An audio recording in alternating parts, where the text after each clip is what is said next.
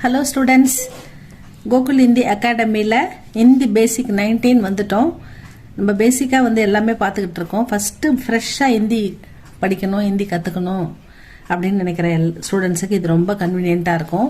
ஏன்னா இது பேசிக் number class 1லேருந்து இதை பாருங்கள், உங்களுக்கு ஈஸியாக இருக்கும்.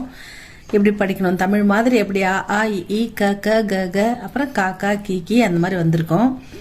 இந்தியில் தமிழில் உயிரெழுத்துக்கள் மெய்யெழுத்துக்கள் அப்படின்னு சொல்கிறதெல்லாம் இந்தியில் ஸ்வர், வியஞ்சன், கான்சனன்ட், அடுத்து பாரக்கடி அப்படின்னு சொல்லுவாங்க.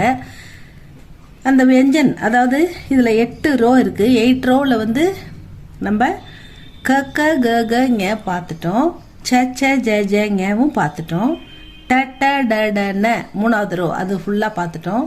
4வது ரோ வந்திருக்கோம். இந்த 4வது ரோவில் த த த த ந இந்த எழுத்துக்கள் த த த இந்த 3 எழுத்துக்கு நம்ம மாத்திரை அந்த மாதிரி அப்ளை பண்ணிட்டோம். 4வது எழுத்து த, இது ரெண்டும் த த, இது ரெண்டும் த த, இது ந. இது இந்த த எப்படி மாத்திரை அப்ளை பண்ணுறதுன்னு பார்த்துக்கிட்டு இருக்கோம்.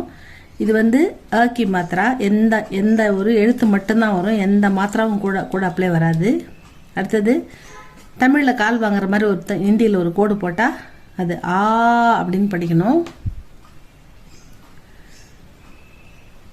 அ ஆ இ ஈ உ ஊ ரு ஏ ஐ ஓ ஔ அம் அஹ. இதுதான் மாத்திரா. இது 4th ரோ.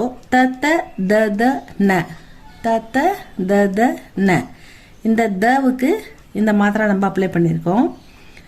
த, இந்த த மட்டும் எந்த மாத்திராவும் இல்லாமல் எழுதுனா அது த அப்படின்னு படிக்கணும். மாத்திரா த பிளஸ் ஆ, தா, த பிளஸ் இ தி, த பிளஸ் இ தி.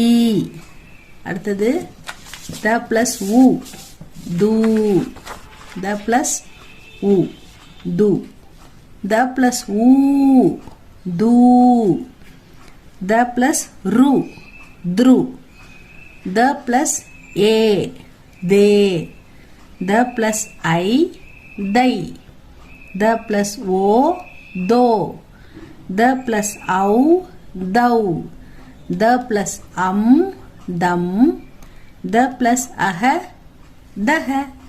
அடுத்தது ரிவிஷன். த தா தி தி து து த்ரு, தே தை தோ தௌ தம் தஹ, த தா தி தி து து த்ரு.